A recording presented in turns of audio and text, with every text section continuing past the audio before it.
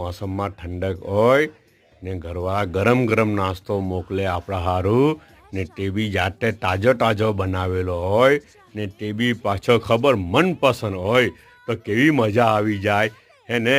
આ પેલી ચિપ્સ આવે ને એક તો રેડીમેડ આવે થોડી પતલી આવે, અચ્છા તે ને એના કમ્પેરિઝનમાં આ ઘરમાં બનાવેલી ચિપ્સ થોડી જાડી આવે.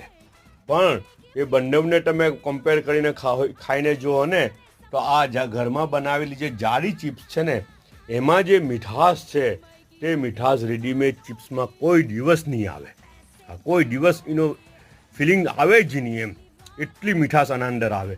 નહીં માને તો આ ઘરમાં જાડી ચિપ્સ બનાવીને જોજો ને ઉપર કંઈ ચાટ મસાલો એમ તેમ છાંટવો એટલે છાંટજો, પણ નમક જરૂરી હે ને. આ ટ્રાય કરજો ઠંડા મોસમમાં ગરમ ખાવાનું, હું મજા આવી જાય હે ને. ચાયનો એક કપ છે ને એક કેળું આવેલું છે.